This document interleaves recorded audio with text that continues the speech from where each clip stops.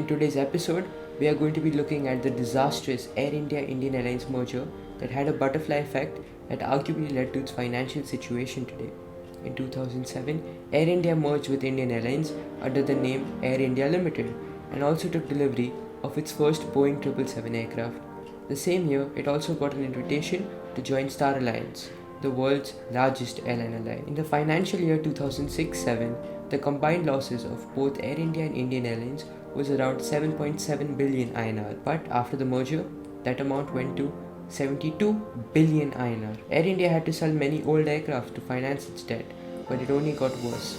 By 2011, it had accumulated a debt of 426 billion INR with an operating loss of 220 billion. The invitation to join Star Alliance was suspended due to these reasons. The decision to buy 111 new aircraft in the ill-timed merger with Indian Airlines was widely blamed for its current crippling financial situation. This is the perfect example of the saying, the government should not be in the business of running a business. The major problems of the merger was with regard to how different the two airlines were. Air India mainly operated wide-body Boeing aircraft, whereas Indian Airlines operated narrow-body Airbus A320s. This led to huge operating, manpower and maintenance costs. It also led to an extremely high employee-aircraft ratio, being at nearly 214 per plane. For a comparison, Singapore Airlines has 161 per plane and British Airways has a ratio of 178. The hiring and rank policies of both airlines weren't standardized either. For example, Air India had a 5-day week, whereas Indian Airlines had a 6-day week. Indian Airlines pilots were unconditionally promoted once every 6 years, but Air India pilots would get promoted once every 10 years only if there was a vacancy.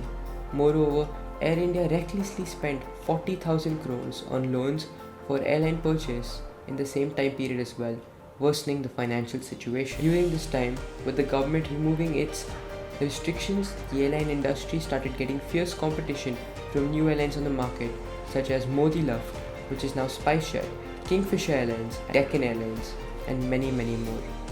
In 2010, Air India shut down its financially less lucrative routes and began operating at a new hub for international flights at Dubai International Airport. That very same year, a Boeing 737 of Air India Express slid off the tabletop runway at Mangalore Airport, killing nearly everyone on board. Once again, the government tried and failed to privatize Air India, and the membership to Star Alliance looked like it wasn't going to be going through as well.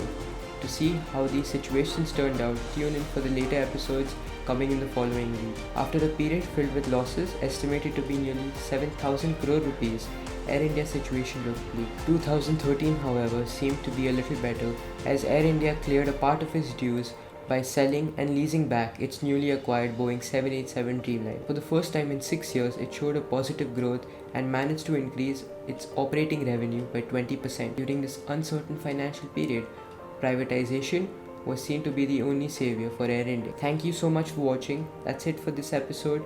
Don't forget to subscribe and click the notification bell, and I'll see you guys very soon in the next episode.